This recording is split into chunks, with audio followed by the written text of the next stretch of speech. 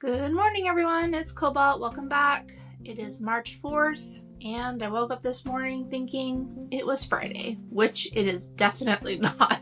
So the two doggos arrived yesterday. They are both two Aussies. They're very, very cute and very, very needy.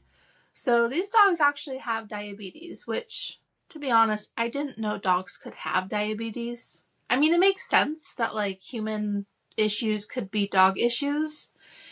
But yeah, so I have to give them insulin shots after they eat. And I think their humans must not work from home because they woke me up this morning at 6 a.m. to be fed. So I guess if I wanted to, I could probably pretty easily make the morning call, which starts at 6 a.m. since that's when they want to eat, apparently. I think as a result of their diabetes, they drink a lot of water and will just whine next to their water bowl if it's not filled. And because of that, they also need to potty all the time. And I do have a doggy door. But I like to leave it closed at night when I'm sleeping just for peace of mind. And they were sleeping in my bed. They started out sleeping in my bed. And one of them woke me up by licking my face and whining, like directly right there. And I was like, okay, do you need a potty? Like we had already done nighttime potty. And it felt like I hadn't been sleeping that long. And sure enough, when I got up to let them out, it'd only been 2 hours. So I told them, all right, well, you lost your privilege for having a pack nap. You get to be in the living room while I sleep. And yeah, they both were whining at the door right at 6 a.m. So what I'm saying is my days of rest are now over. At least while they're here. So yeah, I'm feeling a little bit like frayed. Is frayed a word?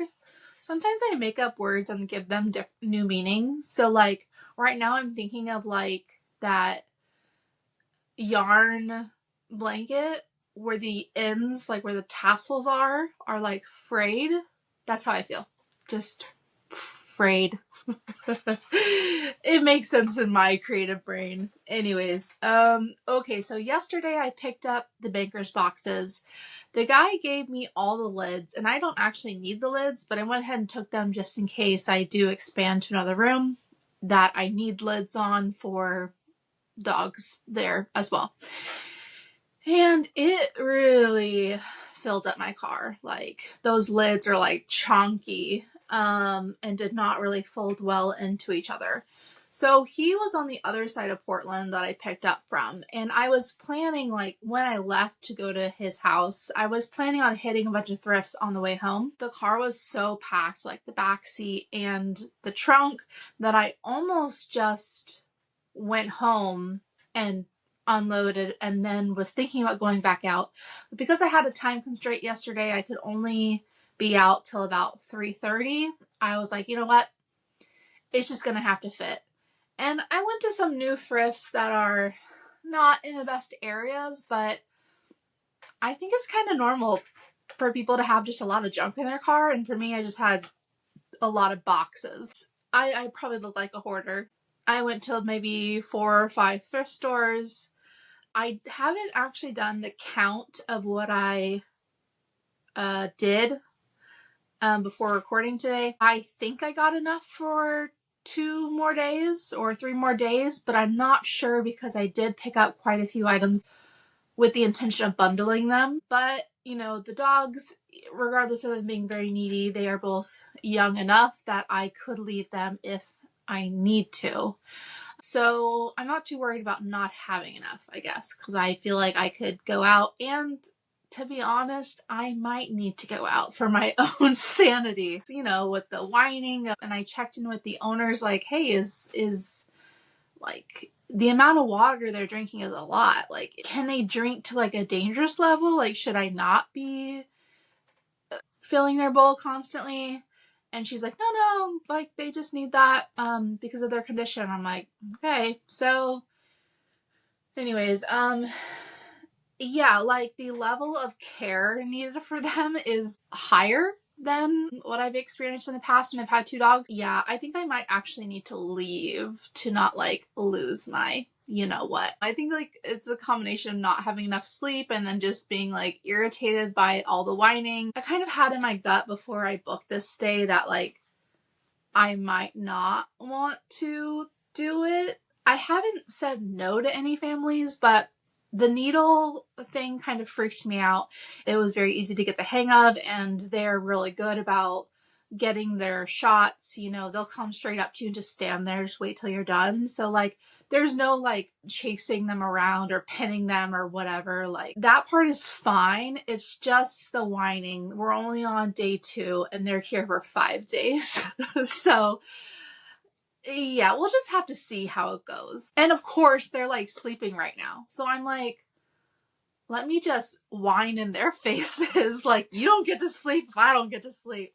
But anyways, that's just me being petty. Okay, anyways, a long tangent because I haven't slept a lot and I got woken up several times over the night to let them out to pee.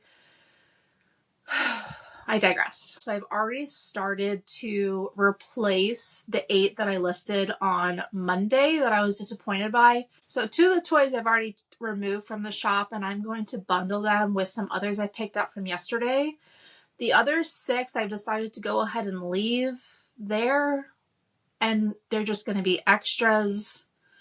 Unless in the future I get something that I could take it down and bundle them with something else to improve the value of them. But for now, like, it is what it is. Okay, so I wanted to show a toy I picked up yesterday because it was probably the weirdest pickup. So a new thing, there's a few like patterns that have come up when I picked up Plush. One of them is if it looks like it came from Sesame Street, look it up. If it's blue, definitely look it up. I don't know what it is about blue puppets, but like there seems to be some sort of theme there with it's worth the lookup. Another thing I started doing is if the fur is like really soft, the keyword is like luxe, L-U-X-E. So like certain fur is just very, very soft. That is also worth a lookup. I think that kind of fur is like typical like in baby toys. And additionally, if I grab an item that feels like real fur, I will also look it up. So I ended up picking up this very weird creature. I don't know. Here it is. It has a mouth. The eyes are pink. I think they're plastic based off of the feeling of them. Long felt ears. It looks like it has a little bit of a tail shape. And then the bottom is like just this like felt texture. So definitely the weirdest looking animal. I didn't know what it was, but just by the feeling of it, it felt like rabbit fur. This one doesn't have a tag. There's no markings on it. When I looked it up in the store, there was this name, Jerry Elsner, popped up. And he was a toy creator that was known for making these like real fur, different animals that were kind of whimsical. And so I wasn't able to find this exact one, but I did find he made a few cats that were yellow that looked just like this one except without the ears. And the list price on those were anywhere from like $50 to like $150. There was some that were sold on auction for like $200-ish. I don't know. I want to say it's a bunny because of the long ears, but a lot of the ones I found are cats. So I'm not really sure which way this one is. I'm going to go ahead and list it as a bunny though. Anyways, picking up weird items is also a theme. If it's weird, it's worth a lookup. And eBay is the perfect place for people who love weird little creatures like this. I think, you know, eBay's filled with a lot of like buyers who like nostalgia and like buying things from their childhood. And so whatever this guy's name is, it fits into that. So the ones that were listed and have sold around the $50 to $60 mark, they're little tiny yellow cats. They look like, if you've ever seen a cat that's been wet, and they just look rough. That's what those have sold for. So they're holding their value despite their condition, whereas mine is very soft, very good condition, has both the eyes, both the ears, has the bow still. Like, I would label this like excellent condition. There's no stains on it that I can see. So yeah, I went ahead and listed mine a bit higher, and we'll just see if an offer comes through, or maybe it'll make a markdown sale. I don't know. But yeah, I think that one's Rabbit. I did sell a teddy bear that went out on March 1st. And again, didn't have a tag. I picked it up at a Goodwill. It wasn't in the toy section. It was actually like on the other side of the store. They had this like display section that part of it, you know, can be seen from outside in the window. And this teddy bear was facing like the shopper side. And it was very, very fuzzy. It was very cute, brown and white, very soft. And that one was actually alpaca fur. And I was able to confirm that because I was able to find the exact one listed on eBay. And she had more information than I knew about it. Like that apparently it was handmade, it was from Peru. And so when it's like handmade, I'm able to like now pull in these keywords. Like one thing I learned when I searched up the Charlie bear up here was OOAK, which stands for one of a kind. That is a common keyword that is on eBay that people will search for when they're looking for those really unique items. So anyways, yeah, I ended up listing that alpaca teddy bear for, I believe, like $45. And then I ended up taking an offer for $30 from somebody. It had been listed for about a month. So it hadn't actually made my markdown sale. It was like right on the line. But hey, I'm happy with 30 bucks. I think I picked it up for like $3. Off it goes.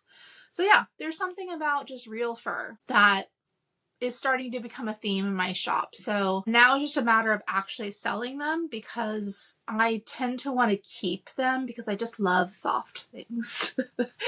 I found this like pink llama that was like also covered in alpaca fur. I really wanted to keep that one, but yeah, that one's probably going to go up as well. Anyways, that's my fur findings from yesterday. I'm going to count whatever I picked up yesterday and divide them up. I'm planning on listing these puppets just to be done with them. Now that I have the boxes from yesterday that are empty, I can go ahead and fill those and just be done with it. Just be done with this project. I do have another box that I found online coming my way. Should be arriving, I think, tomorrow. So like I would love to just have like one extra collection on top of my other 8 that I'm doing and just have it be like one collection at a time, not me having my 8 that I'm listing and then just a build up in another side of my office of these other bigger collections that I bought and haven't gotten around to.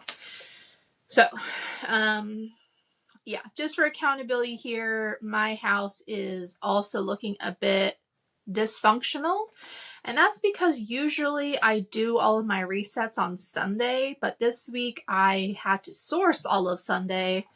And so I didn't get to any of those personal projects. So I have to do a bunch of dishes. I have to do my laundry. I've had things that have been dried for several days that I never folded. So now I need to put them through the dryer cycle again to get the wrinkles out and then fold them.